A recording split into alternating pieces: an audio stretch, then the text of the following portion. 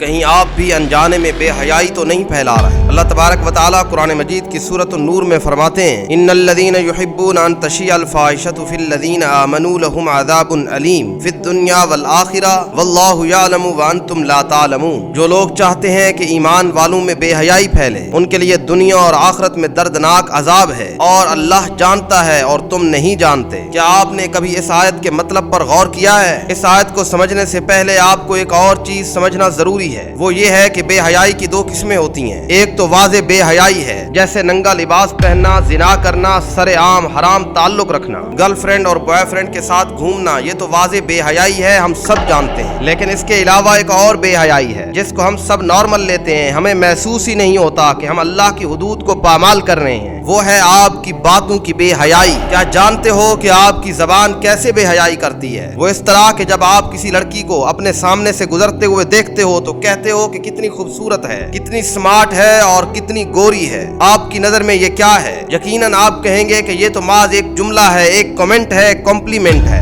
لیکن نہیں، آپ اللہ کی نظر میں بے حیائی پھیلا رہے ہیں۔ آپ خود بھی بے حیائی کا مظاہرہ کر رہے ہیں اور ساتھ کھڑے ہونے والے شخص کو بھی مبتلا کر رہے ہیں، اور بالکل یہی کام لڑکیاں بھی کرتی ہیں۔ جیسے پردہ مرد پر ضروری ہے، اسی طرح عورت پر بھی ضروری ہے۔ یہ وہی بے حیائی ہے جس سے اللہ نے منع کیا۔ آپ کسی ریسٹورینٹ، کسی کیفے میں چلے جائیں، ہزاروں لڑکے ایسے ملیں گے جو صرف لوگوں کو جھانکنے اور تاڑنے کے لیے آئے ہوتے ہیں۔ آپ کو سینکڑوں لڑکیاں ایسی ملیں گی جو صرف کمنٹ پاس کرنے آئی ہوتی ہیں۔ یہ در حقیقت وہ بے حیائی ہے جس میں ہر دوسرا شخص مبتلا ہے، اور یہ وہ بے حیائی ہے جو بے حیائی داڑھی رکھنے والے بھی کرتے ہوئے نظر آئیں گے، اور بہت ساری عبایا اور نقاب پہننے والی لڑکیاں بھی آپ کو مردوں کو دیکھتی ہوئی نظر آئیں گی۔ کسی شے کا ڈر اور خوف موجود ہی نہیں ہے۔ اب میں آپ کو بتاتا ہوں کہ جو شروع میں آپ کو آیت سنائی تھی، پتہ ہے وہ کب نازل ہوئی؟ وہ تب نازل ہوئی جب میری اور آپ کی ماں حضرت عائشہ رضی اللہ تعالی عنہا پر بہتان لگا۔ تب لوگوں نے اس چیز کا تذکرہ کرنا شروع کیا، ایک دوسرے کو کہنا شروع کیا کہ کیا تم نے سنا ہے عائشہ کے بارے میں؟ اور ذرا دیکھو کہ اللہ کو یہ بات کتنی ناگوار گزری۔ اللہ نے یہاں یہ نہیں فرمایا کہ بہتان کیوں لگا، بلکہ یہ فرمایا کہ تم نے بہتان کا ذکر کیوں کیا، تم نے ایک دوسرے سے وہ معاملہ ڈسکس کیوں کیا، اور معاشرے میں تم نے اس بہتان کا ایک دوسرے کے سامنے ذکر ہی کیوں کیا۔ اور آج ہم فخر کرتے ہیں کہ اس کو بدنام میں نے کیا، اس کی لیک ویڈیو میرے پاس ہے۔ اگر ہمارے اندر ایک ایمان ہے تو ایک لمحے کے لیے اپنی آنکھیں بند کرو اور سوچو کہ یہ کس قدر خطرناک بات ہے۔ برائی نارمل ہو چکی ہے، ہم گناہ بھی کرتے ہیں لیکن ساتھ فخر بھی۔ کس قدر میرے نبی کی بات سچی تھی کہ جب تم میں حیا نہ رہے تو جو چاہے کرتے پھرو، اور اگر تمہارے اندر تھوڑی بھی حیا باقی ہے تو اللہ سے ڈرتے رہو اور لوگوں کے عیبوں پر پردہ ڈالو۔ قیامت والے دن اللہ تمہارے عیبوں پر پردہ ڈالے گا۔